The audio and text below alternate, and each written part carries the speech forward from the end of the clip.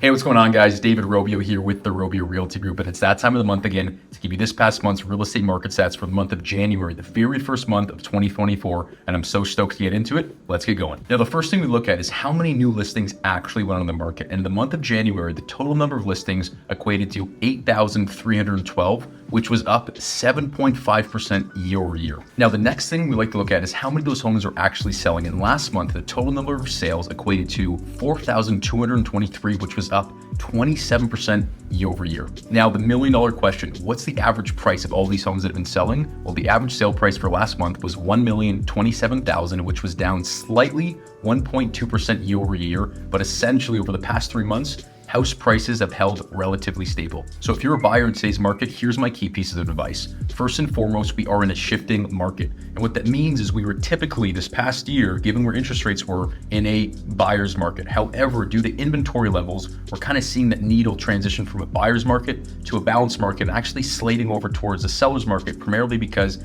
inventory is low right now. So don't be surprised when you start seeing houses sell, not as many of them pop up on the market, and when they do come up, they come down pretty quickly. So be mindful of that. My next piece of advice would be to secure a pre-approval. This is the number one thing you need to be doing before you can even start shopping, especially because the interest rate economy is changing. Fixed rates are actually down quite significantly right now, and variable rates are set to start to decrease come April. So what you want to do is get your stuff all in a row, so if rates do start coming down, you can capitalize and get a lower rate immediately and get a better financing option for you and your family. The last thing I would say to all my buyers out there is understand what price bracket you're operating in. And what I mean by that is if you're buying $1 million and below, just be aware that a lot of people right now are trying to buy $1 million and below, given where finances are. And in that instance, if you're buying under $1 million, be mindful that you're likely to have a lot of competition with fewer homes for sale. Therefore, you might start seeing some multiple offers, and it might be a little bit more of a competitive environment, so act accordingly. However, maybe you're a buyer looking from $1 million to 1.5,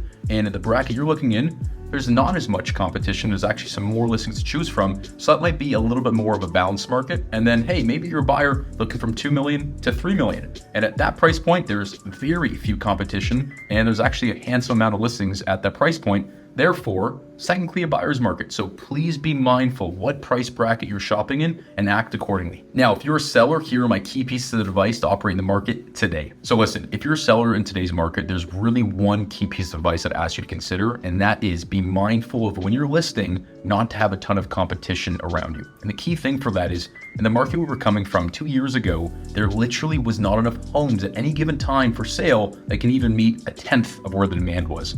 However, because of where the money markets are and the interest rates, a lot of our buyers have been knocked out. So even though we do have some more buyers coming back into the marketplace, we still don't know how many of them are out there. So the key thing to ensure a successful sale is that if you're the only listing at that specific time, you will likely be attracting all of however many buyers are in the market at that time. And that is the number one thing we need when we're selling a home, is we need buyers. So do your best to list a home when you have the least amount of competition, because it's going to increase any of those buyers coming to your home, and that'll help you with your sale. Now, the last thing to consider is to ensure you're pricing your home accurately. Given that fact that we're still in a shifting market, except it seems like we're shifting towards a more optimistic market, price brackets are still a very real thing. Like I said earlier, homes $1 million and below, $1 million to 1.5, 1.5 to 2, 2 to 3. All those homes right now and all those brackets have different pricing strategies that are working in our current market. Ensure that you're working with an agent who knows what they're doing to outline a pricing strategy that's going to get your home sold. Now, regardless on how you're planning to navigate this market, whether you're looking to buy, sell, or even invest in real estate, there's only one thing you got to do. Pick up the phone and give me a call, and we'll take it from there. I look forward to hearing from you soon. Cheers.